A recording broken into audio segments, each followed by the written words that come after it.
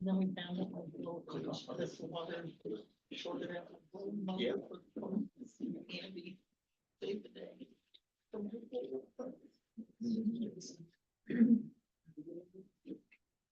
Oh,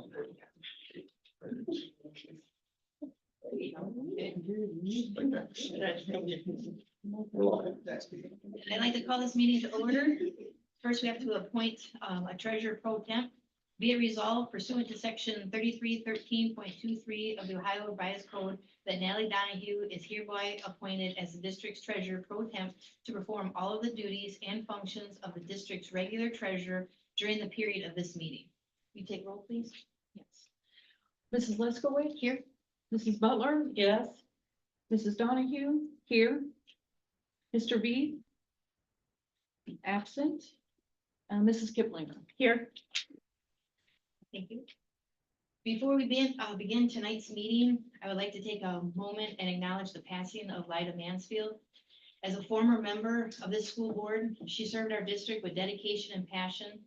Lyda was deeply committed to the success of our students, the support of our teachers, and the betterment of our schools. On behalf of the school board and our entire school community, we extend our heartfelt condolences to Lyda's family, friends, and all who were fortunate to work alongside her. At this time, I ask that we all join together in a moment of silence to honor Lyda and her service to our schools.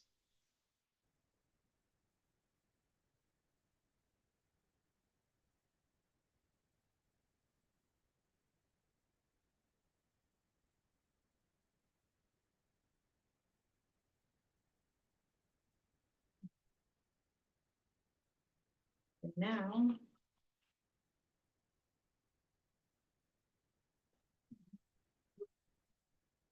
we're on to Pledge of Allegiance.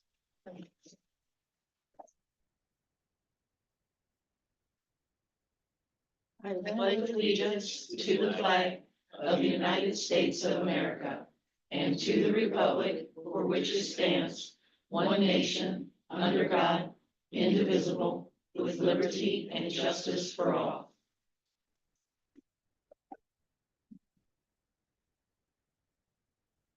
Next on the agenda is the adoption of the agenda. I have a few changes that I'd like to announce or vote on. We need to have an executive session to consider the appointment, employment, discipline of an employee, and the investigation of charges or complaints against an employee.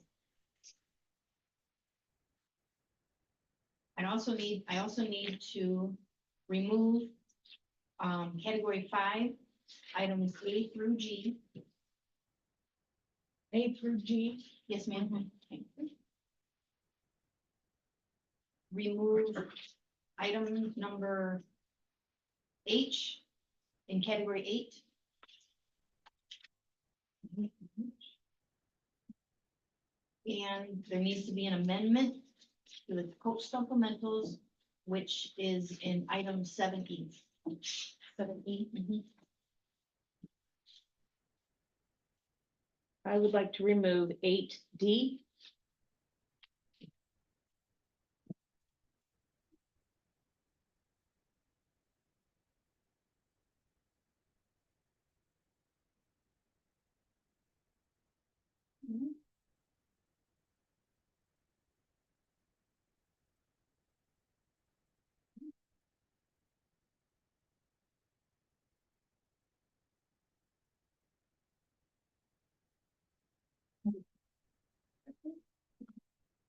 Remove it as in remove it from the Agenda, altogether.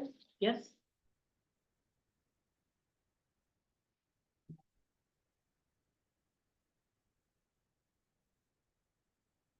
So wow, I guess we'll vote on, we'll vote one by one here.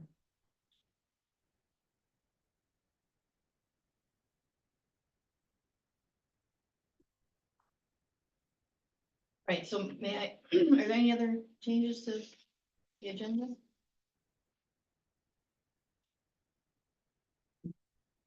May I get a motion to conduct an executive session for the reasons I had stated, to consider the appointment, employment, discipline of an employee, and the investigation of charges or complaints against an employee?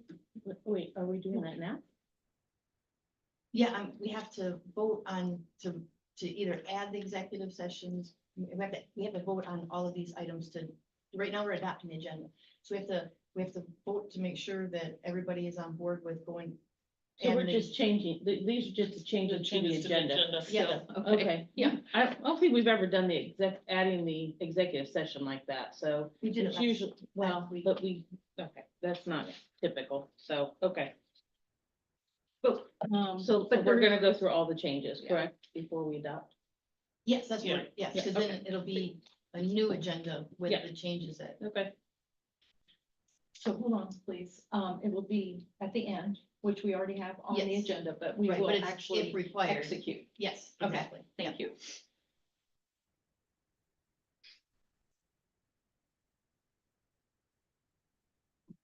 And did you say what items? Well, so we're gonna vote over each one because we'll have to have a discussion on, so we have to allow everybody a chance to discuss these other ones. As No, far as, somebody wants something changed. So mine is a pool, so that doesn't need discussion, it can be pulled. It was 8D, right? Mhm. The OHSA. 8D, yes, It wasn't on the consent agenda? But we're not voting on it tonight. correct, Right, it's just pulled from the agenda. So we adopt the agenda with the changes of removing 5A through G, mhm,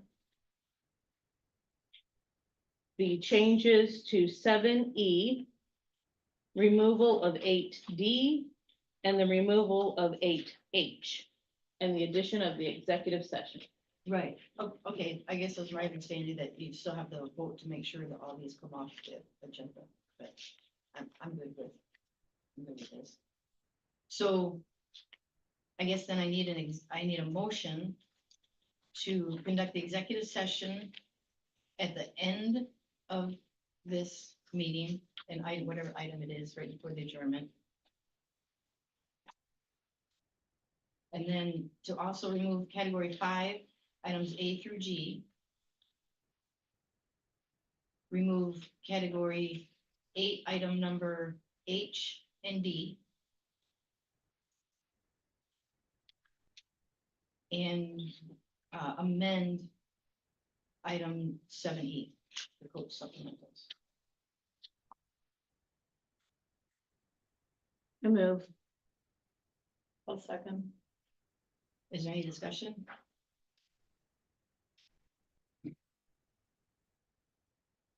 So why do we have to remove item 8D, or why do we want 8D removed?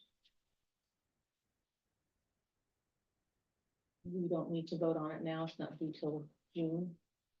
And, I think there's some updates that need to be done before, we vote on it.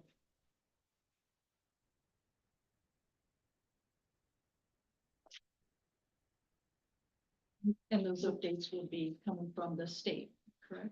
I would hope.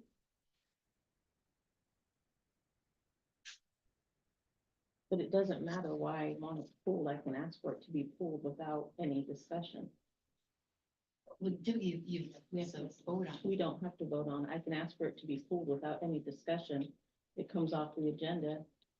Well, then we should at least postpone it.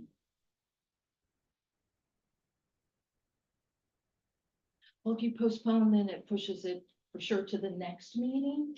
And if you just pull it, then you allow enough time to make sure that the resolution comes to why it was pulled, I guess is the right way to say that. I think that's the difference between the two. Okay. We can pull And then, it. I didn't know about it, but yeah, I don't think any of us knew about it. Okay, so no more discussion, and then will you take roll, please? Yes. Mrs. Leskowitz, Yes? Mrs. Butler, Yes. Mrs. Donahue, yes, and Mrs. Kiplinger. Yes. Okay, so now we have to approve the adopted agenda. Right, Yes. I'm sorry, please. so now we have to approve the new agenda. That's how we did last week. That's what I'm just We wondering. just adopted it. I think we just adopted it, so, yeah, Yeah. we don't have a second, voting included to, adopt and then approve. Okay. So we can go ahead and Go on to the move next on to one. the next Okay. item. Yeah. We have the approval of the minutes, so can I get a motion to approve the minutes from the board meeting and the regular meeting on January 14th? I'll second. Any discussion? We take roll, please. Yes, Ms. Lexowicz, Yes? Mrs. Butler? Yes. Mrs. Donahue? Yes. And Mrs. Kiplinger? Yes. Thank you. I didn't, do we have a, for agenda item? Julie?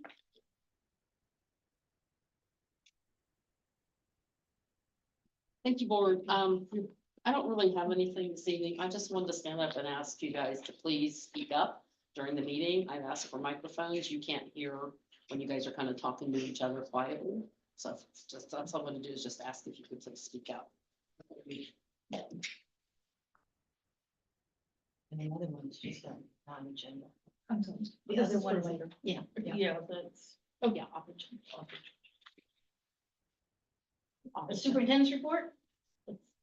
Okay, thank you. Before we get into this, we had, March 18th, back when we did the, calamity days for the election. Remember, we closed school for the November election, and there was supposedly at the time a potential for a special election, so we closed, and they don't have a special election now. So what I want to do is take the 18th, March 18th meeting where we had no kids coming, and we were going to use that for a teacher professional development day. Our last PD day got canceled due to snow. So we've got to we need an entire staff PD before the end of the year. For what they call aptitude, which is for transferring all the grades to one platform, if you will. So I just wanted to let you know that we're gonna do that. We'll inform the community, because people were asking, what are we gonna do if there's no election? And I said, well, we want to talk to you all first, and then we'll get that message out to the community. So we'll be closed, kids that day, but we're gonna use it for a PD day for aptitude. And all right, Mindy, I already talked to you. So, the calendars and course descriptions I'll put on next month. I took those off. There's a couple things on course descriptions I want to go over and just fine tuning some calendar things. But other than that, that's what I got for now. And then student recognition, I want to, nobody's here today. All right. So I want to recognize Bryson Neal, 8th grade. He won the school-wide spelling bee, and he will compete at Wright State University on March 7th. So I got if Bryson, if you're listening, I've got a award for you. Come get your award. You're glued to your YouTube channel now. And then, Mike Halleck, he scored his 1000th career point in boys basketball. It's only 12 boys basketball players in program history to do so. And, Mike did that. So congratulations to him. And, I'll get his award out to him as well. So, nice job. Was that? He's currently at His practice? Yeah, he's been in here before. I figured he was somewhere. Important dates. We got March 6th, Miami Valley CTC at the end of the third quarter, March 7th, end of the third grading period, and also a 2-hour early release. Snow school March 7th at CTC, and March 10th, that starts their fourth grading period. So year's going fast. March 17th, Board of Education regular meeting, and then parent teacher conferences are on the 20th. We pulled category 5. Yeah. Which gets us to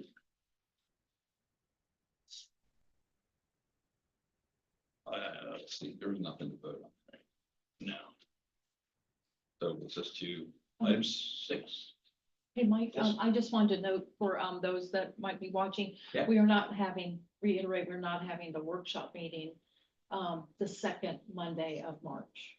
Okay, yeah, good, thank you. Yes, we will not be, yeah, there's just one board meeting in March. Yeah, Yeah, just in case anybody was looking for it, I just wanted to right. make sure it was stated, and you confirmed, thank you. Okay, item C, recommendations, classified personnel.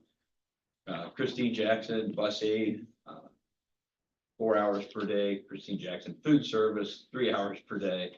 So she's gonna do both. Yeah, so we needed some more help in food service, and if you'll remember, food service had, over $700,000 in the account, that needs to be used there, and they needed some help, so we're able to use that. Perfect. Kathy Rowley, same thing, she's one of our drivers, but she's also doing some food service work. I have a quick question. Yeah. You want me to ask it now? Just, I was curious, you listed all these as, new positions. Did we ever, there was a bus aide that, resigned last time, I think it came through. Is this replacing this, or you're saying it's a new position in addition to? These are, the one that resigned these are new. Yeah, these are new. These are new Yeah. positions. Okay, Yeah, and part of it comes out of that 711,000 that was in that food service account. We've utilized that to, instead of coming out of general fund, so, because they needed some help. yeah. Thank you. Yeah. Yeah, I was just trying to understand if, do you know if that other bus aide position? I don't think we've seen anybody else come through for that yet, have we? Yeah, I think we've got one on the agenda. Oh, okay, We've had, sorry. I mean, some of these people, God bless them, they work both jobs, right? Because Right. we need the help, and, I mean, it's really nice, and then you've got, like, we got somebody on the agenda today and didn't finish their onboarding, so they come off, so it's just a lot of moving parts. So, Okay, thank you. okay, employee, classified staff, once again, Terry Scott, substitute custodian, just like I said, when needed. Morgan Soto is a substitute for the library, the elementary, when needed. She also currently teaches as a sub. Student workers, Dalton Dill, Madeline Montgomery, and Layla Norris, they will be working in the high school media center. We've got several student workers here across the district. They've got some time in their schedule, and they'll be filling in here in the media center, doing things since the current person is on maternity.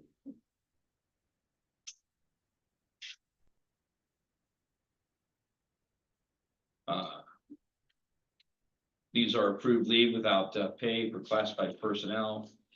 Zarina, I'm gonna try the last name, it's 3 days. Brianna was a classroom aide, there's maternity, 15.25 days. Wendy, a couple days, and Alyssa Matthew was an aide 1 day.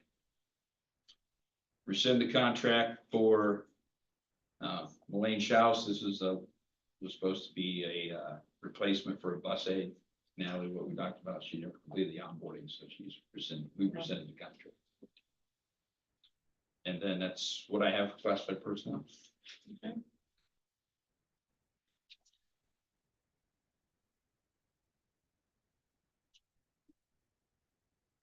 Any other discussion? Yes. Okay. So I guess I had a couple questions. So, Christine Jackson, she has 10 years experience, but we're bringing her on as a step 13. So I know we have a rule for the teachers that they can only come in as a 10, but again, it doesn't quite line up with her experience and her step.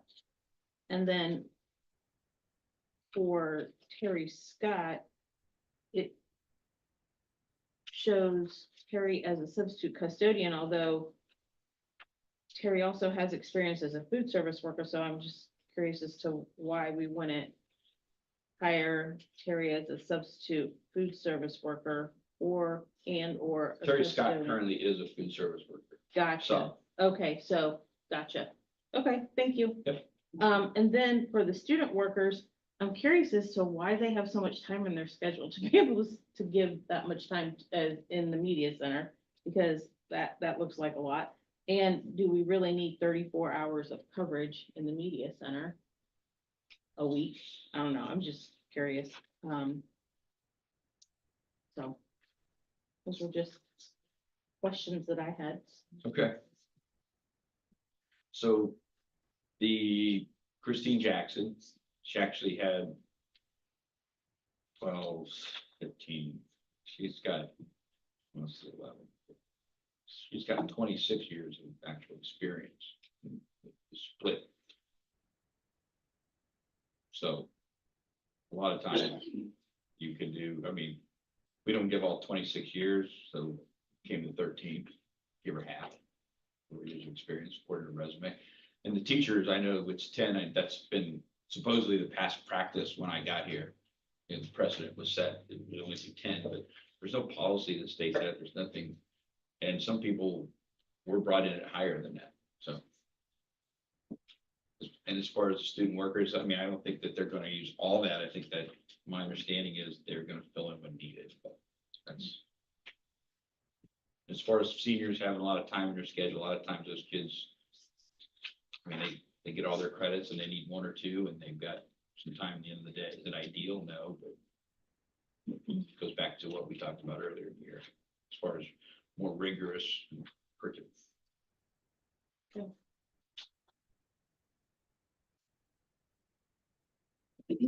Right, can I get a motion to approve the consent agenda for classified personnel? I'll second. Any more discussion? Will you take roll, please? Mrs. Leskowitz, Yes. Mrs. Butler. Yes. Mrs. Donahue, yes. And Mrs. Kiplinger, yes. Okay. Certified personnel, I can recommend Casey Denler be raised from masters plus 15 to masters plus 30, double 11.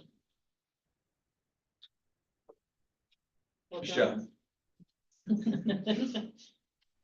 Leave without pay, Nathan Clark, 1 day, Lauren Grayley, 34 days, another maternity leave.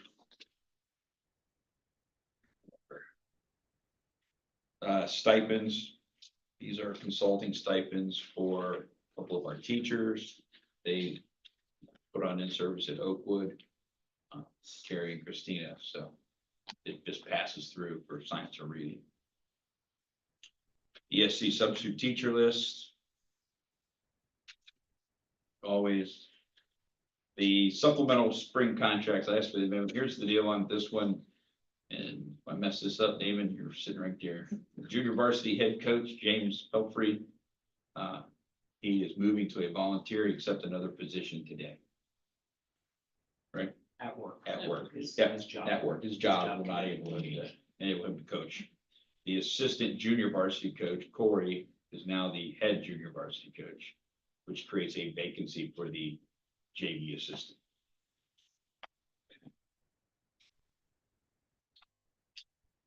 That's the update. And that's all I have for that. All right, can I get a motion to approve the consent agenda for certified personnel?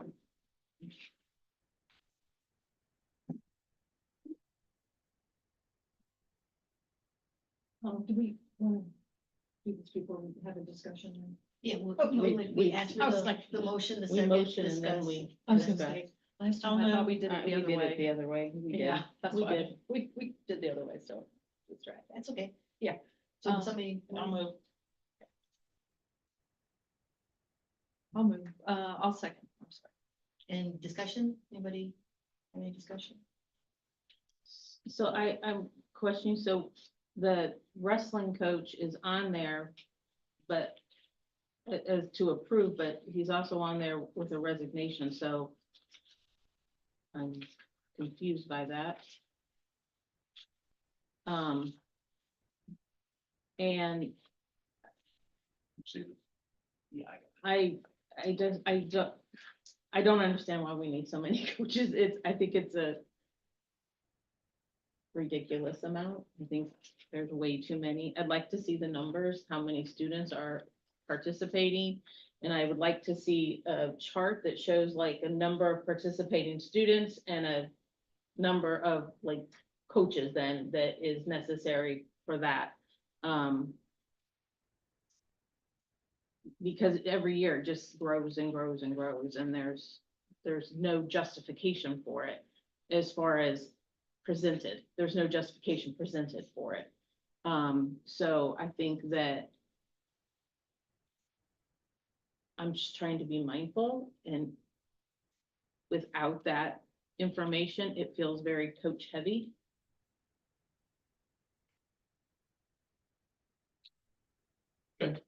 We get that. Any more discussion? I just wanted to confirm, because I have a printout. Oh, it looks like it might be filled in. Never mind. There is a person named for the assistant junior high coach for softball then? Okay. When I printed this out earlier, it didn't have that, so. Okay. Now it's Matt. person's named. Okay. So then, just to confirm, there's 1, 2, 3, 4, 5. Well, wait, how many new positions are there then? Because the status of the additions is the person new or the actual position new? That's. There's 5 new positions Yeah. and, no, 5 new people. People. I think they're either a returning coach or they've never coached here before. It's an indication that we need to do BCI background check, people activity percent. It's an indication on my end of whether they're new or they've been here in the past. Thank you. The positions all listed here are all negotiated contract through the BEA.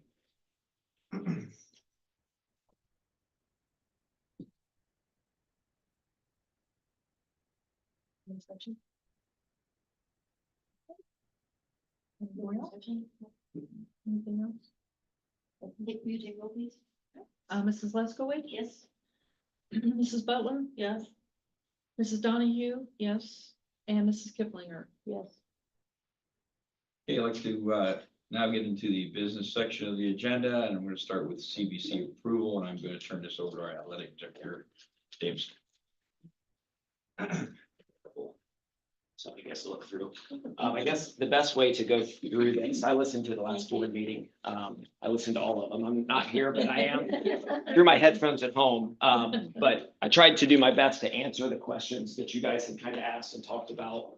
Maybe provide a little bit more insight into those from last time. So I went back and listened to that board meeting and I guess this quote unquote presentation or just additional information to help try to answer some of those questions that you guys had. One of the first ones, that first page there, if you look at the proposed expansion format, I'm not sure who asked the questions, but there was a question posed of who all is in the CBC, what schools would we be playing compared to who would be playing now. The CBC is currently split up into 2 divisions of 6, ourselves and Greenon, who is already approved through their Board of Education to make the transition. That will create a 14-team conference, 2 divisions of 7. In the Kenton Trail, you got Bell Fountain, us, Jonathan Older, Kenton Ridge, London, Tecumseh, and Urbana. And in the Mad River division has been Logan, Graham, Greenon, Indian Lake, North Union, Northwestern, and Shawnee. The divisions are split up by size of schools. So the Kenton Trail is your quote unquote large school division. And Mad River is the small school division. Where we fall in that as far as size wise, just to give you a little bit of a, we're in the Kenton Trail for a reason, and we're already not even being in it yet and it not happening for 2 more years. We're already the 5th largest school in that conference. We're larger in our side alone. We're larger than Kenton Ridge and Urbana already. When it comes to athletic participation, the number of kids that we have competing, that translates into competitive balance numbers, which places us within a OHSA division of where we play when it comes to tournament time. Obviously, some room for growth still. There's some pretty large schools there, but we're in the top 7 and really we're in the top 5 already. With the expansion and growth that we have going on here, I expect us to be one of the top three size-wise, potentially top of the whole thing, depending on how much we actually do grow. So that's how the CBC is split up. Sports offered, the next page, you can look through there. I went through and highlighted a couple. Those are, they obviously offer everything that we currently have in the CBC, in addition to the difference between the TRC and the CBC. The CBC offers bowling as a conference recognized sport, swimming for boys and girls. They offer tennis. I highlighted that one because I did a survey 2 years ago about desired sports and where of our student body of what sports they wanted, and tennis was really high on that list. And it's, as we continue to grow and build facilities, it's probably logically the next sport that we would offer. I think I had 35 to 40 kids that had shown interest in starting tennis, and that was 2 years ago. I'm assuming that number has gone up. So as many emails as I got about wrestling and bowling, I'm starting to get the emails about tennis now. They're seeing that growth, and we've got more kids that want to participate that may not be participating in anything yet. So that's the CBC, and those highlighted ones are the ones that the TRC does not currently offer. So our bowling team that we just started this year, as well as our swimming team that we've had for quite a few years, are currently not competing for a conference championship. The backside of that is middle school sports. The only difference one there that's also in the high school is cheer. I've gotten quite a few comments and requests from our cheerleading teams that they wanted to start a competitive cheer squad. And that is something that the CBC offers as a championship. So they bring all the cheer squads from all the schools together and they compete for a conference championship. So it provides a level of competition for the cheer squad as well, as opposed to sideline cheer and school spirit and all that kind of stuff, and putting that on display and competing against other programs. Another big question, I think this is probably the biggest one, was travel time. That's one big travel time and competitiveness within the conference. Like, were kind of the two big things that I've been asked about, and I also heard those, you guys asked those as well. The spreadsheet that I have here gives you kind of an idea what we are currently doing in the TRC on the left in yellow. The middle two, the green and the blue, are the Kenton Trail and the Mad River. And then on the right, I included the Cross County Conference, which is the conference we were in prior to the TRC, just for comparison of where we've been, where we are, and where we're going. Obviously, we have a very good situation right now with TRC, average travel time being 21 miles on average. If you look at the old CCC, we were 32, almost 33 miles on average, so a little over 10. If you look down, there's a lot of numbers there, but if you look down in the purple, when it comes to scheduling games in this conference, you have your divisional play and then your crossover play. Crossover play meaning your Kenton Trail teams will play your Mad River teams as well. You don't play everybody in that side. Some sports you do. Football, for example, we're only going to play one crossover game. Basketball, there could be 3 or 4. Volleyball, 3 or 4. Soccer, I believe we play everybody, but it kind of varies by sport. So your overall average with your ideal crossover travel is around 28 miles on average. So we're only about 7. We could get up into the 10 range depending on what sport it is, but we're about 7 to 10 miles on the difference, which is still better than if you look at the old CCC being almost 33 miles. So we're not as good as we are, but it's not going to be as bad or as crazy as what it seems to be when you think about North Union and Bell Fountain and Jump. I mean, those are out there. Yeah. So it's when you put it on paper and look at it, the average travel time is not as bad as what you would think. Especially, I mean, it's less than what we used to do prior to the TRC. The next mileage just breaks it down differently, and the rest of these sheets are all from the CBC presentation that they came and did for us here at the school. But you can look at Bethel there, up at the Kenton Trail, within our division only. We're at 198 miles total from each school. We're not even the furthest from each school. So Jonathan Alder, Bell Fountain have longer trips than we do. And then if you look down at the Mad River is actually spread out even more. There's smaller schools, more rural schools. There's 5, I think, of them over 200. 2 in the Kenton Trail, that's 7 over 200 miles total. We're right at that cusp of 200, but we're certainly not traveling the most when it comes to that. So we're kind of in the middle. Ticket prices, I believe that's come up a couple times, and just as of right now, these ticket prices that the CBC are using this year are exactly the same as what we're doing in the TRC right now. Year to year, every year we talk about it in TRC, do we raise prices? You know, that's just a conversation every year. Officials' costs are going up, travel costs are going up, all those kinds of things. So I don't anticipate, these are pretty good, solid numbers.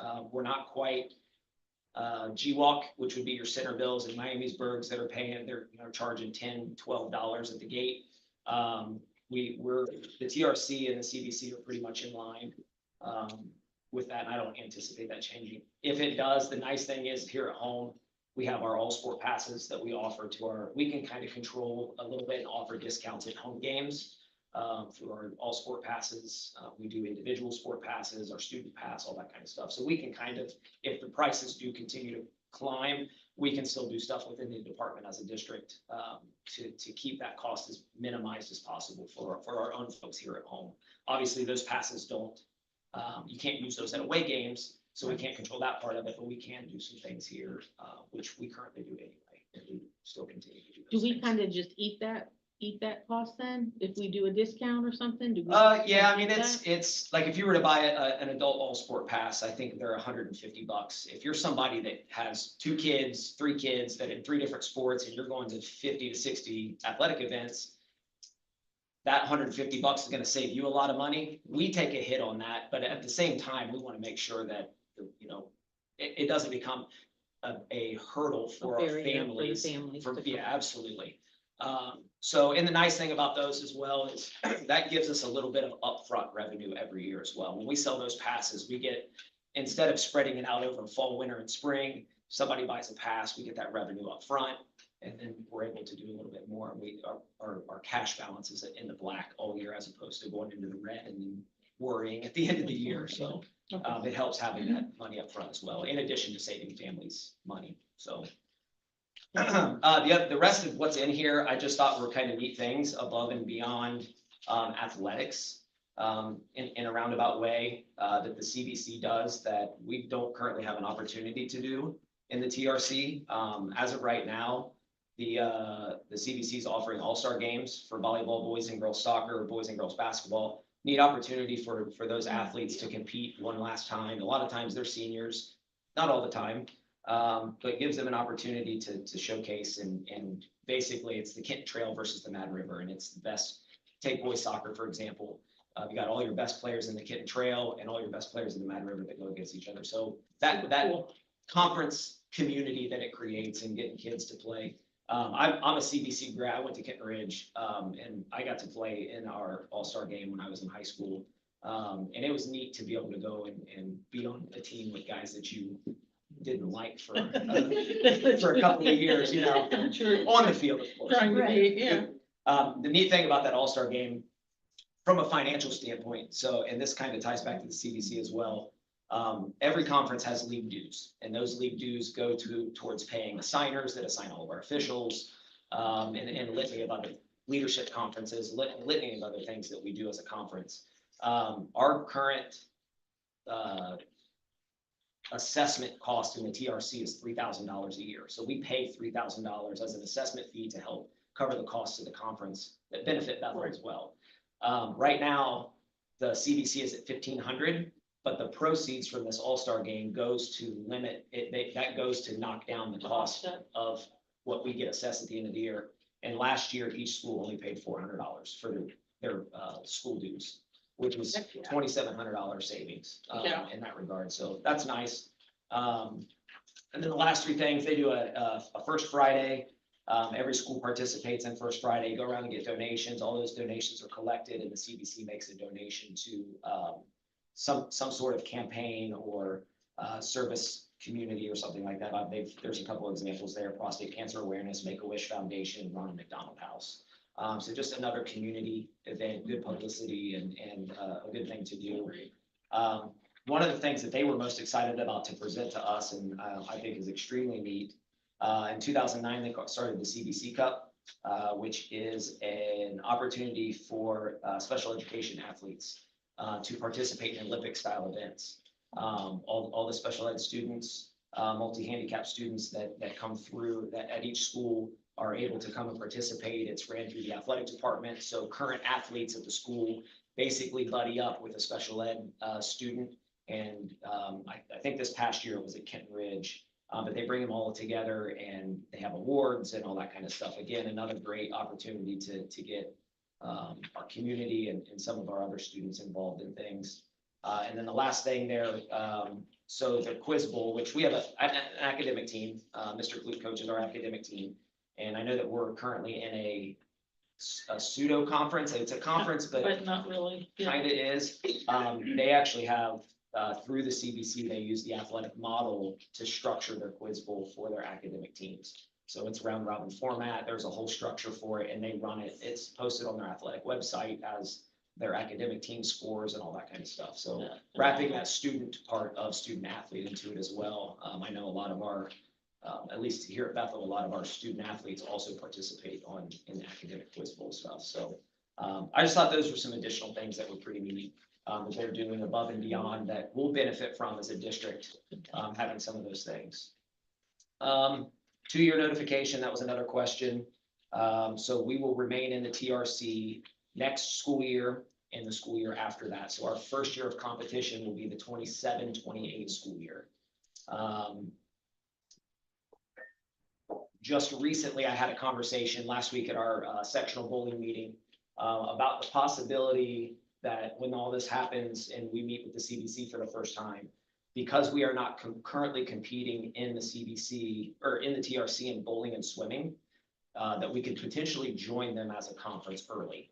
Meaning as early as next season, our bowling team could have a conference that they could compete in. Obviously, there's some discussion that needs to happen with that, but that is a request that I would like to make of them.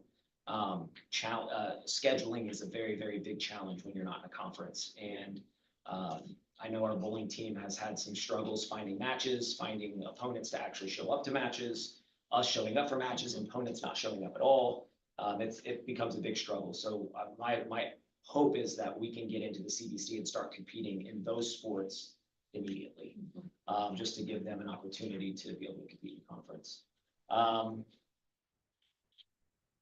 Yeah. Just bowling, Damon, not Swimming as well. Bowling and Swimming swimming would be the and two that I swimming. would ask for. Yeah. Okay. Bowling and swimming would be very easy to do as well. There's a nice rotation and it's a lot different than soccer, basketball, and football and all that. Yeah. There's a lot more 2-year contracts and there's a lot more to scheduling than that. Yeah. Super. And wasn't one of the benefits also is to get some of our kids to be able to play like JV and Oh, yeah. freshman level as well? Yeah, and there's obviously gonna be issues everywhere. But the larger the school gets, obviously, the more kids that are there to participate. I did write some stats down on that. So, last year, just for a couple of examples of the things we struggled with in the TRC is those lower junior high and JV stuff, right? So last year, I wanna say it was our seventh grade junior high girls basketball team played Milton Union 4 times. We're supposed to only play them twice. And that's because Milton didn't have enough kids to play indoor sports. Boys and girls soccer is another example. Of the 32 allowable games, 34 now that we play 17, right? Of the 34 allowable games for JV soccer within the season, 17 for boys, 17 for girls, I think we played 3, maybe 4 conference games this year. So I had to find 30 non-conference soccer games for our JV. I mean, it's a lot. Right. I mean, we're playing Tecumseh 2 or 3 times. We play, like when we played Kenton Ridge, I think we played Kenton Ridge a second time in JV at some point in time. So those are some of the things that will, being in a larger conference or a conference with larger schools will allow more opportunity because they have more kids to fill out teams. Yeah. And that's not a knock to the schools that we're currently in a conference with. They just don't have the numbers that we do and the opportunities. Another example would be Troy Christian. A couple years ago, they didn't have a softball team varsity. They currently don't have a varsity girls soccer team. There's some struggles that some of them have that when they don't have girls soccer, we've got 34 girls playing. We've got 2 teams, potentially a JVA and a JVB. There's obviously hurdles with that, with keeping that many kids, with having to add additional coaching supplementals to coach a second JV team, things of that nature, but our participation rates are going through the roof. I mean, when I started here, I think we had right around 200 kids playing sports, and we're close to 400 now, and that was 4.5, 5 years ago.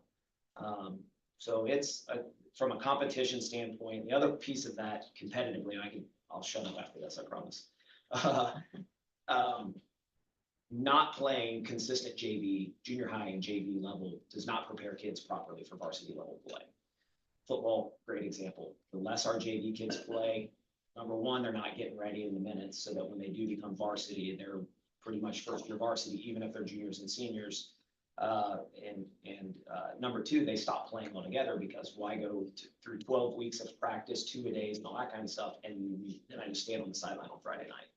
So there are no issues with fielding teams in the CBC. I think some of your smaller schools may have like a 2-quarter JV here and there in girls like JV basketball, girls basketball or something like that, but they still all field teams. So yeah, that is another large part of it, is getting those lower level, not just so that they can participate, that is true, but also so that they can develop and be prepared when they do hit varsity. So we're competing at a high level and being successful. And I think you're right. I think we're gonna lose a lot of kids because I'm already hearing a lot of frustration from the kids from football Oh, yeah, for absolutely. that reason. Or sometimes they don't even know if they're playing the JV game yet on Saturday. Yep. Then it depends on who gets to play. And they've gone through all the camps, they go through every single practice, they do the 2-a-days, they do all that, only to sit the bench for the entire season. Well, or the worst part, the worst message is, okay, after Friday night, we're playing Saturday morning, and then Friday night happens and they canceled because they had too many injuries or they had to use too many kids. Too much And playing time or whatever. yeah, it just, yeah, and there are, I mean, you look at London, Jonathan Alder, Kent Ridge, they've got 75, 80 kids on their football program. We're not there. And I think it's partially because of that, just, we don't really know. I think there's a lot of kids that probably would participate more. And especially as we continue to grow, we're gonna have more kids, more bodies in the building. And if they're JV level kids that can't get Friday night time, they have something to fall back on, Yes. which will eventually grow our program, or competitively, Right. they'll start to And grow. motivation to keep staying. I'm absolutely. a firm believer in sports, music, extracurricular, All the whatever, extracurricular. whatever it is, but I'm a self-proclaimed drama jock. I was in the plays and I played yes, sports. this teaches them commitment, this Yes. teaches them leadership, this teaches them responsibility. There's so many lessons that they can learn on and off the field that I hate to hear these kids saying that I'm done with this because it's not worth it. And then when we push them into, there's nowhere else for them to go other than to get in trouble. Yes, So potentially, not saying they're potentially. not all, not bad kids, but No. idle hands. I don't get this. That's what I was gonna say. I had to keep mine busy when I was a kid. Yeah, so, so whatever we can do and plus it's a great experience for them to start meeting other people and getting involved in other folks and stuff like that. So this is fantastic. I really appreciate this. This answered a lot of questions. And then how is this tied at all to OSHA? So I'm still trying to learn OSHA. So Mhm. is that like, do all these schools have to be a partner? of Every like school in the OSHA? state of Ohio has to be a part of, the resolution needs to be passed by the school district in order to be a part of the OHSAA, which means you follow the rules and regulations. Not being a part of that, you run the risk of being removed from your conference altogether, whether we're in the CBC or the TRC. If we're not a part of the OHSAA, we could potentially be removed, put on probation, whatever it may be, because there's a lot to that. But when you are a non-OHSAA member school, the wins and losses that you would garner from a school that's not, like, so Kent Ridge playing Bethel, if we end up being a non-OHSAA member school, they get nothing out of that. It doesn't count towards their win-loss record. Win-loss records don't, if you have a lower wins-loss record, it affects your tournament draw, your seeding purposes and all that kind of stuff. So it would, if we were not a part of the OHSAA, not only would our kids not have an opportunity, but nobody would want to play us. Right. And then your participation goes down, and the athletic department ceases to exist at that point. Thanks. Thank you. I appreciate this. I was just gonna ask, I know CBC's been around a really long time. Do you know about how many years? 50. 50? They just celebrated their 50th year. This will Oh, be, does it say it on there? I'm sorry. is it on there? Yeah, 1973. So 50, so maybe 51? I know it was on one of their slides. I Yeah. didn't print that slide out, but I know they're over 50. They're right at or over 50 years. So they're very stable, 52. very stable conference. And them adding to additional has to do with that stability, based on divisional. Again, I could talk for 2 hours about this. I'm a little bit of a wing back. I'm always the one. I'm always the one to ask. Yeah. So, Very stable.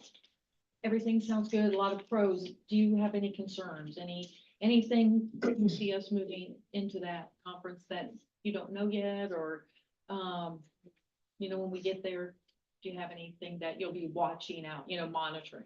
Yeah, I think obviously competitiveness is a big one. Right now, we compete, we play the CBC in a lot of stuff right now. Where's it down, where's it at? We've played them 83 times in the last 4 years, in multiple different sports, across multiple different sports.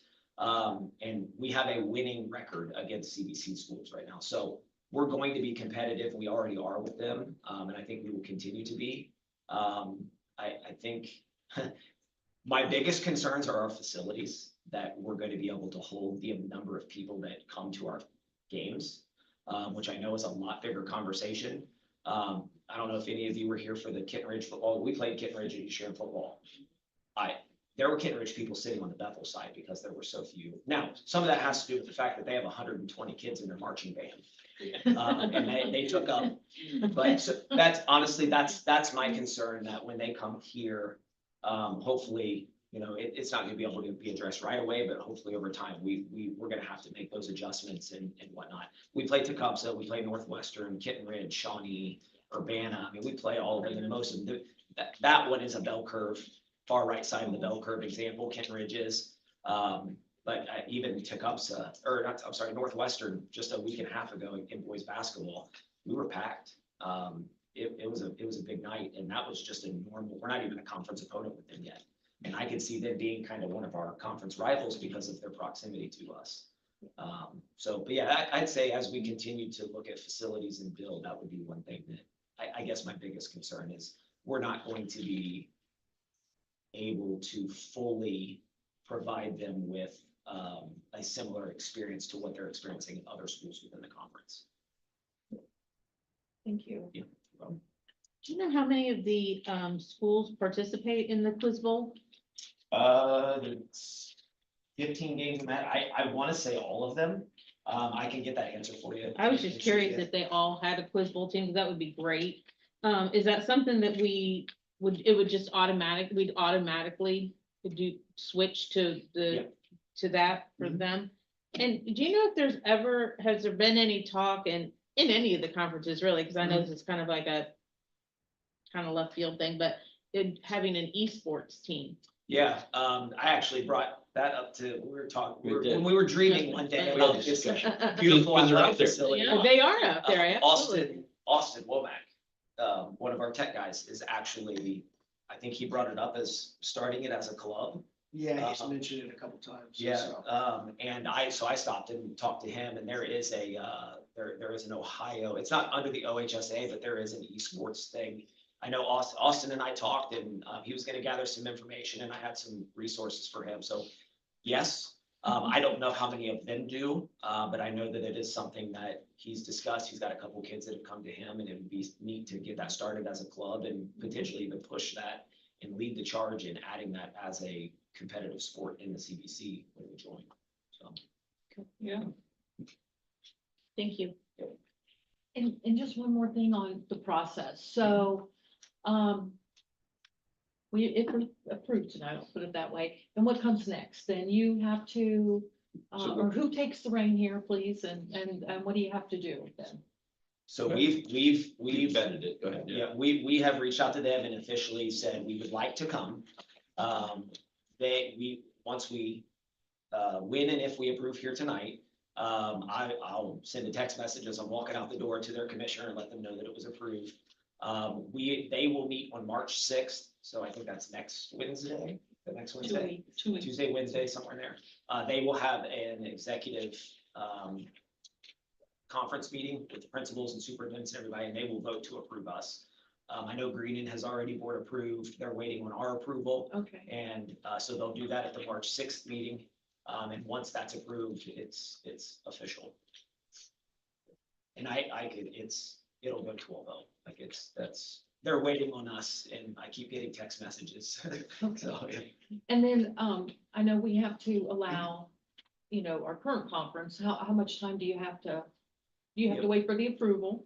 Yep, And then, yep, 2 years, yep. So our conference bylaws say that we have to give them a 2-year notice. okay, And then the CBC's bylaws are exactly the same. Almost every single conference has that in their bylaw. It's and that's due to scheduling, how far out you have to do master schedules for stuff. So it allows the conferences to adapt and adjust and restructure things if they need to, bring in new members, all of that kind of stuff. So we've been upfront since the beginning. I started having conversations with our current conference commissioner back in August. And it's for the last 4 years, it's been not if, but when. They all knew it was coming at some point in time. So I had made him aware that conversations had started. Wasn't sure where they were gonna go, but by November, everything escalated pretty quick when we got in. The CDC reached out to us and invited us in. They've been aware from the beginning. We've had very open dialogue and conversations with the TRC. Yes, it is 2 years and we're committed to following and seeing that out. Unless they want to kick us out early, but I don't think they want to do that, so. but it's as simple as you going to the conference board and telling them Yep. that you're gonna. We did a letter of intent to the TRC to leave and a letter of intent to join Okay, the CBC. perfect. So both of them have received those letters, Thank you. pending board action. Gotcha. Thank you. That's exactly, yeah, thank you. And how big is there a limit to how many schools can be in one of these? There's no like official limit or anything like that. There's I guess rational thought behind it, depending on how many games you can schedule in certain sports. Obviously, you don't want to have a conference of 30 teams when you can only play 10 football games, right? So there's some of that. Then there's different philosophies out there of what's the best structure. But there's multiple divisions. There's our structure. WOAC, I think, has like 15 schools in theirs, but they're all one division. It just kind of depends on what the makeup is and what makes the most sense. So I do know, and they've had some conversations about further expansion. The CBC has, instead of 2 7s, 14, adding an additional 2 schools and going to 3 divisions of 6, which if you know anything about the GWAC, that's what the GWAC structure was for a long time. And the GWAC is probably one of the best conferences in the state of Ohio as far as overall competitiveness and size and stuff like that. So unless you talk to the MAC up in West Central Ohio. They'll tell you. Mary, they'll tell you much different. Don't tell- And don't I tell you. might agree with them in some regard, so absolutely.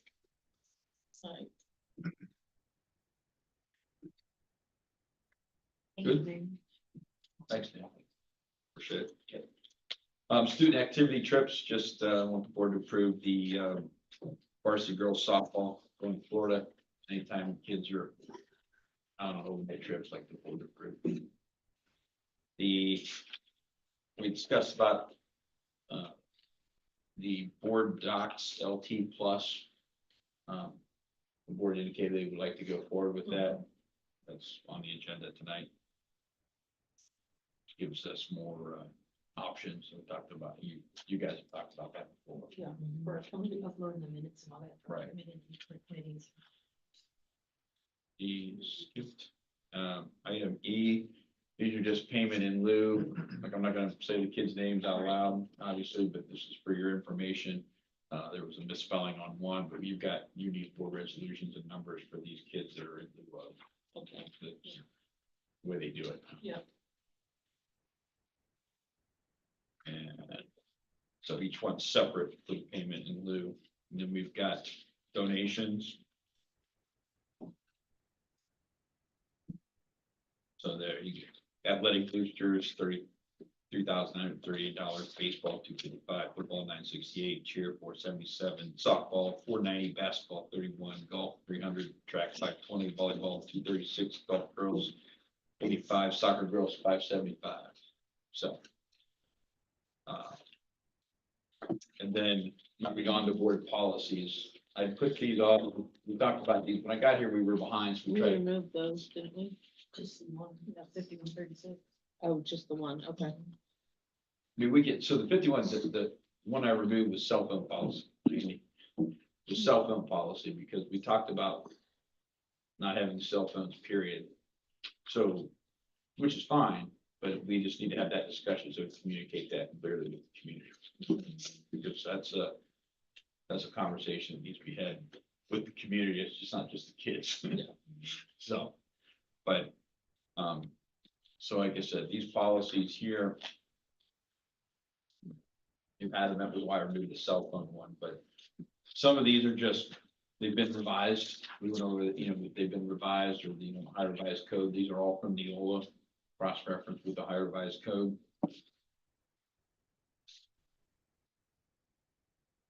Officers, committees, presiding officer, notice of meetings, board meetings, regular meetings, special meetings, agendas.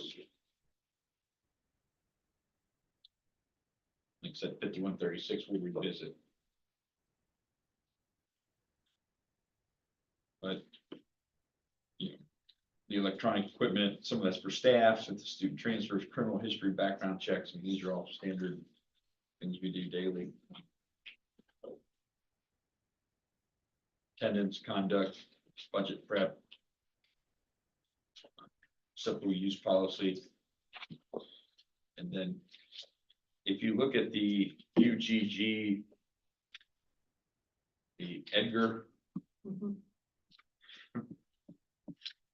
So UGG is Universal Grant Guidance. So Father, volume 43, number 1, the UGG and Edgar revisions.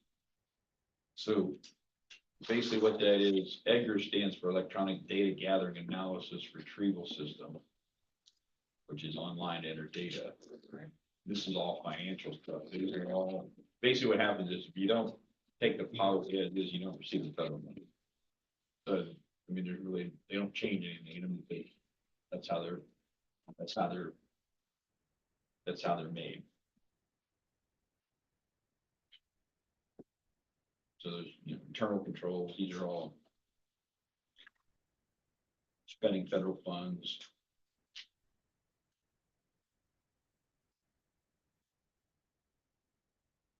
And there's another batch coming, there's another batch of policy coming, I think. And Rachel, I'll get that over to you. Neola sent that over, so we're still trying to get caught up on policy since I got here. And we need to start reviewing that as well. So that to the policy committee. We can start to hash that out and get a first reading on in March or April.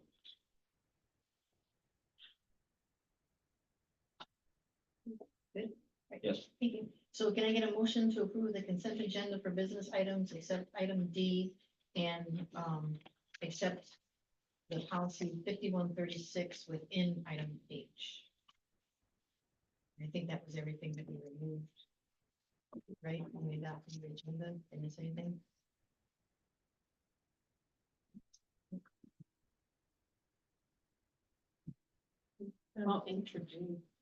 It was, policy 51. Please. Yeah, so, can I get a motion to approve the consent agenda for business items, except not for item D, because we removed that. And we also removed, policy 5136 out of item H. So not all of item H, just that one single policy.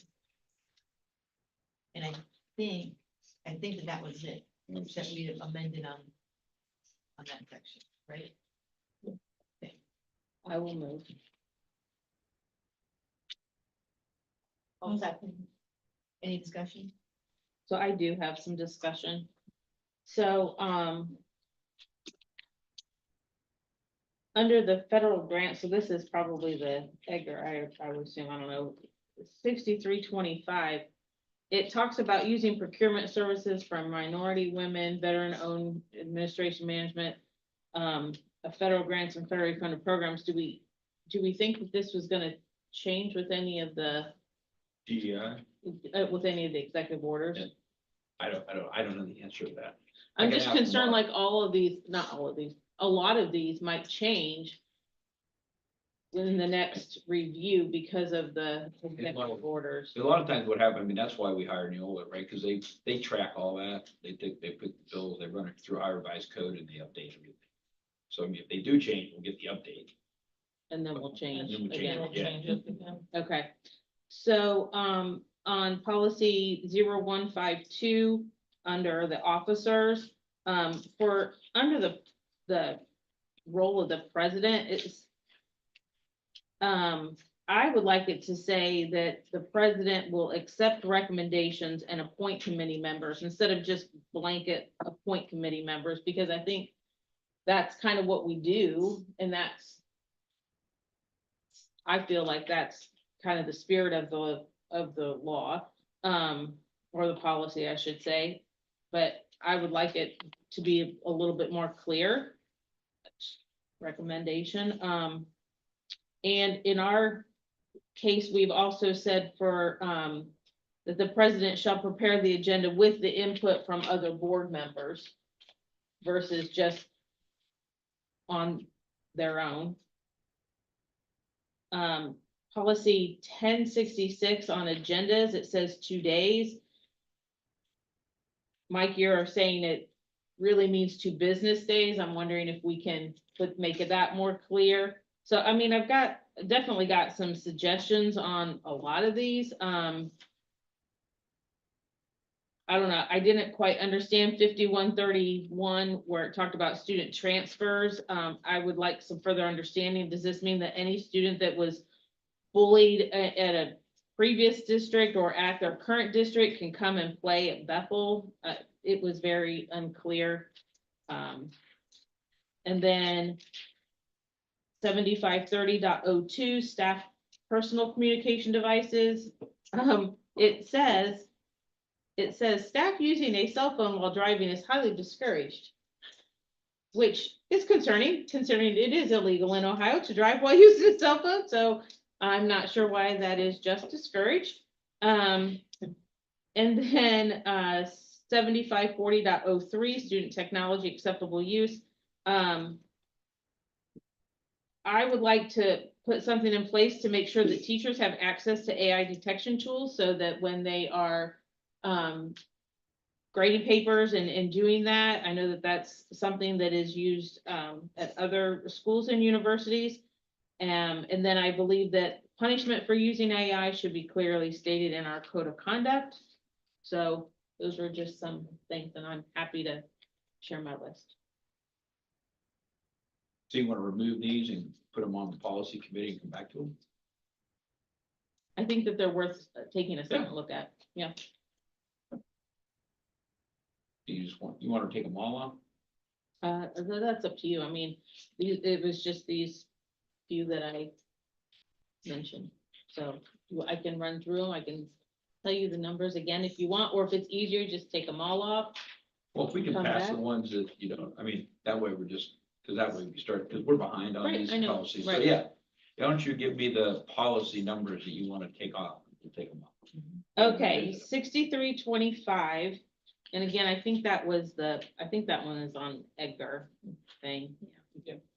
And then the other ones, which are on the Neola, First package. the first pack is 0152.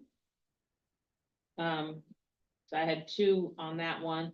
1066, which is about the agendas. So the 1052 was about the officer's role. In this case, the president role. 1066 was the agendas. 5131 was about student transfers.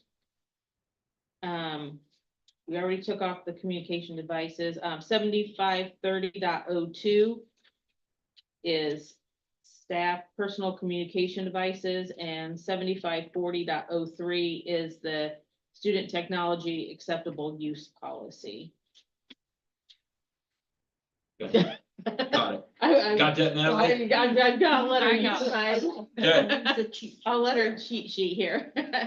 Yeah, because that way, what I'll do is I'll have Mark come in, we can set up a meeting, that's why it's nice to have a policy committee, we set up a meeting with Mark. Yeah. And you guys, we can talk through it, we can make policy how we want, we just have to make sure we follow the revised code, Right. and then if you wanna change some things, you can. Right. Yeah, no problem. But so going forward with this next batch coming, shouldn't we do this during the first reading? And then Usually what later happens is now we changes? have a policy committee, right? I have a whole new batch of policies. Going through that committee. So I was forwarded to the committee, and then, we would set up a meeting, or, you guys would start to work on them. I mean, I don't need to sit there and read policy with you.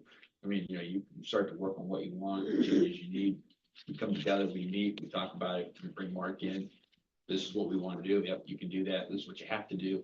And then we put it on for a first reading. And then we get to the second reading, everything should be done. Then you just adopt it. Okay. That's usually why the committee exists. Right now, we don't have one to the organization, so we're sort of throwing all these policy shit, you guys. So, Any more discussion? Yeah. Nope, nothing, go ahead. So I apologize. I want to come back to the board docs LT plus, yes. item C. We have the order fees, an additional cost of $3,100 per year. We talked about this towards the end of last year, and we said, potentially, if we ever had more committees, we would consider it again, but I'm unclear as who would actually be using this, because I am wondering who's gonna be tracking, who's gonna be setting up each agenda, who's gonna be feeding those minutes, who's gonna be typing those in. Like, who actually is gonna be doing the work for managing all this board doc activity for the new committees that we've started? Yeah, I mean, and like I said, the treasurer was the one that talked to you all about it. Yeah. Usually treasurer is your secretary for the board, right? Yeah. So, I mean, right now, I know Shelley does some things. I don't use board docs much. I mean, I know Shelley, you're all shot. It's like, well, papers.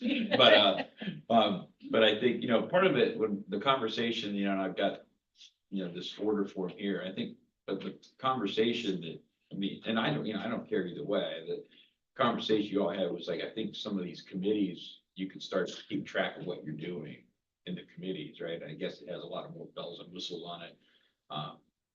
But I mean, if we can also put it off and have a conversation about it, say exactly what it is. Like I said, this was generated from the other office anyway. And I don't, like I said, I use it for agendas, but I just know that it had more bells and whistles on it.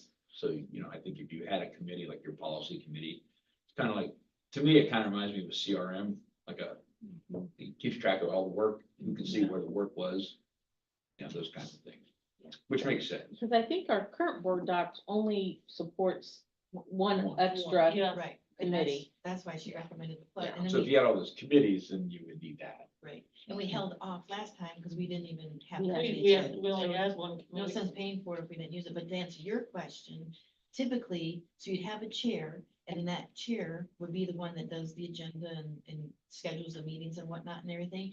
And then within that committee, you would just appoint somebody to be the secretary, and then they would take the notes and do the minutes. And give it to upload. Shelley. But Well, there again, that's the real question. Yeah. It's the Shelley piece, Yeah. because none of us have access. Yeah, And anybody on a committee wouldn't have access. So Oh, I it's all, I'm asking, is that Mhm. truly all gonna be funneled to Shelley? That's a good point. And that's what I just wanted Yeah, to confirm. that's a good question. I don't know the answer, and I don't know how the committee section is set up in board docs. Like, I don't know if that's just something for, you two, the two people on a committee to look at, and like a CRM, if you will. So, I mean, we can definitely get more information. I just don't know a lot about it I'd like to from its features. remove it at this point from the agenda tonight, then.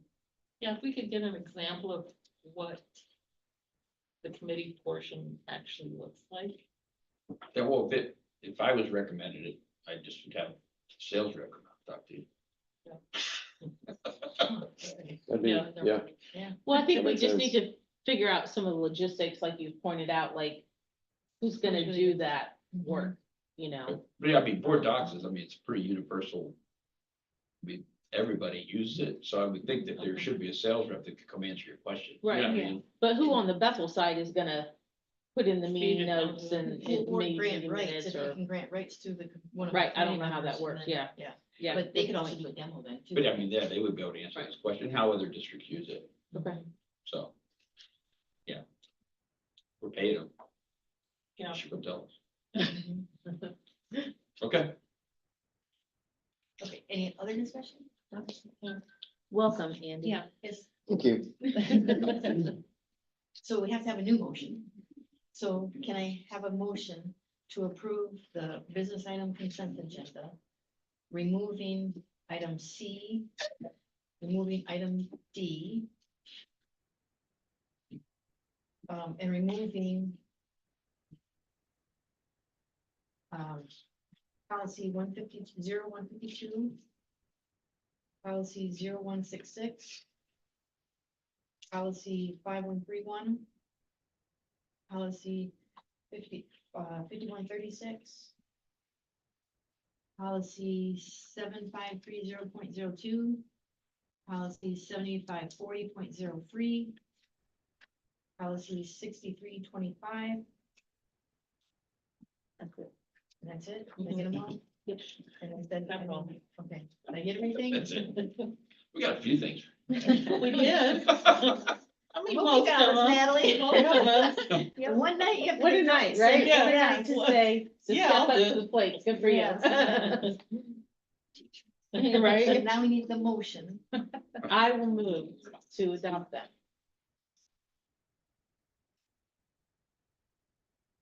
I'll second. Any more discussion? Really? We'll ask him once. Take roll.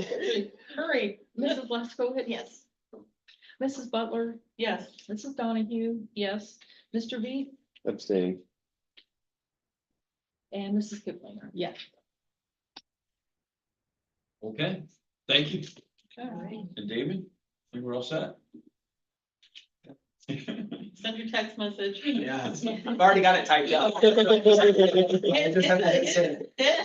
like, am I, You my think- number on there? I'm kidding, I actually have it typed on. All right, I'll see you tomorrow. Thank you for the information, Thank you. David. You guys have any other Good questions? So, information. If you want to hear. I was listening on the way. Okay, awesome. Good. Do you have a paper for, did you leave a paper for Andy? I can give them a copy of it. I got a couple extras here. There's some of the highlights that I went through. Anybody else? Want? Now we have, Thanks, David. yep, the BEA update. BEA update. Woo, Mrs. Cammy. Well, not a lot to say tonight, which is a good thing. Of course, January and February have been hit or miss with cold or hot. Should make its mind up. But we're moving forward. Looking forward to the committees. We're putting them out there to our members too, and we're gonna start trying to rile them up to get them to hopefully participate on the levy. We feel that's very important for our members to do. It's just been a lot going on. We're plunging forward. Yes, there has. Yes, I'm glad to hear we're going to CBC and glad to hear Greenan's going back to it because I am an alumni of Greenan. And we were the CBC back in the day. So anyway, again, thank you for all you're doing. And one of the reasons I can say we are having more coaches in that is it is a negotiated agreement. And we do have more students. It's almost doubled. When you double, you've got to have more coaches. And as we grow, it looks like we're spending a lot more on different positions throughout the whole district. And we got to understand, when you're bringing in more kids, there's a trickle effect because we might be at 25 in a class, but you bring in a few kids, we got to add another teacher because then your classes are too big to have classes. So there's all these other positions And it's across the district that we're gonna need them. So I just ask that you be open-minded and be understanding that even when we negotiate, we question. And we're not gonna negotiate anything that's gonna hurt the district, because that's not what we're about. We're about the kids and safety and moving forward. So, thank you. Thank you. Thank you. Now we have committee reports, but, No committees, yeah. right. Okay. So then, did you want to talk a little bit about the committees at all? Good. Nothing? Okay, so we don't have anything to discuss there, but. I hope, I mean, we've got, I will say something, you CTC, you know, the activities, we talked about a different delivery mechanism, right? Mhm. So, but I just, I'm getting to it. Do we have an idea of when we, might get started on these committees? Because I feel like it, Yeah, like to get going. now, so that was my next comment. okay. So is listed, like if you're listed first, are you good with being a chair of that committee? Yeah. I would take that with confidence that. Yeah. Yeah. Is everybody else okay with sharing That's the fine. committee? Good? Yeah. And then with that, then that person will start soliciting for more members and committee members, start getting the schedule going, start getting it on the calendar, start doing all that. So yes, to answer your question, yeah, sooner the better. Sounds good. Because that's why we wanted these committees was to, so. Do we have a number or a target of how many people we would want on a committee or a limit? I think it's gonna dictate, what it will dictate it is what is needed by the committee. So like, for example, with the policies. I mean, I don't know if you can still say a certain number, but one of those policies, if it's related to, let's say it's related to the nurse, well, then maybe for that review, we might ask, you know, the nurse to come in So and. you think it's gonna be more of kind of a rotating kind of thing? It could be, but then for like the facilities, maybe you'll have a set amount where it's always, you know, or for academics, I think it could maybe, you know, shift back and forth, but I would assume that probably a teacher or two always on a committee, maybe a principal always on like the academic committee, maybe, I don't know who else. So, the Yeah, you could call, I mean, superintendent. you could call me and ask, like, if you need information or you need data, I would know where to get that. You guys could, you know, have that meeting with those, the people appropriate. Mhm. I can help. I don't necessarily want to sit on every committee. Oh, come on.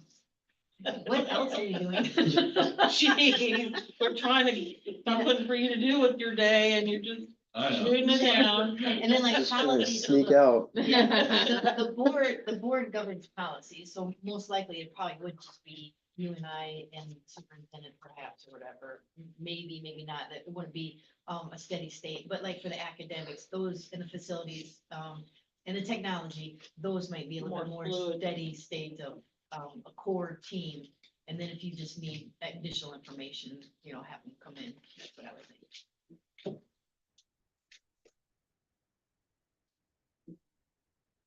Really fabulous. Oh, yeah, I'm sure I will. I'll always bring cookies, but no one will have. I thought it was peanut M&Ms. And peanut Go ahead M&Ms. and try. Is there any more comment on that? But yeah, moving forward, we should get going on all those committees. I just want to say, anybody listening, anybody in the audience, if you're interested in being on one of these committees, please hit us up, let us know, because we welcome people to join us. Absolutely. One fight, so. Alrighty, very good then. And then now we're back to public participation. I think we Round two. Had one, is that right? Yeah. Is that Donna? Oh, Donna Hughes. It's Donna Hughes.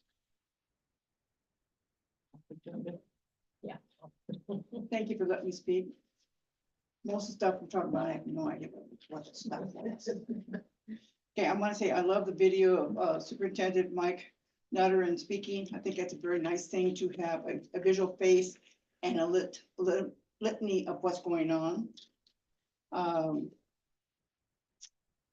Somebody's going to help me with locating on your website how I can download what you all are reading, because I couldn't find any of the stuff you're talking about. 3, I do have to agree with Julie to speak very loudly and enunciate B as in boy, D as in David. Because some of those things I didn't know if you were saying D or B.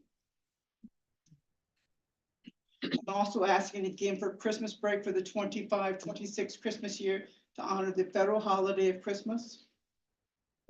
And this is just a petty little thing. I noticed the purse hook on the handicap in the women's bathroom was missing by the wall, the handicap by the wall. Not that important to Mr. Vice, but would be for me. Thank you much for letting me have the opportunity to speak. Thank you. Thanks, you. Donna. I think that's it, right, for public participation? Do we have any other one? So we hang up. Oh, that was. Okay, it looks upside down.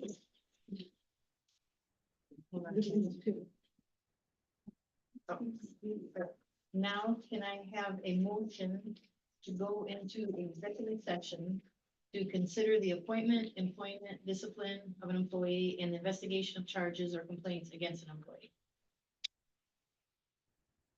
I'll move. I'll second. Any discussion?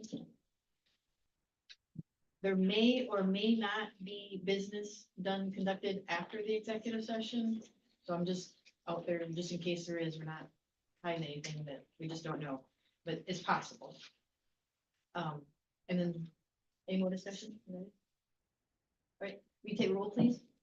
Yes, Mrs. Leskowitz, Yes? Mrs. Butler. Yes. Mrs. Donahue, yes. Mr. Reed Yes. and Mrs. Kipling. Yes.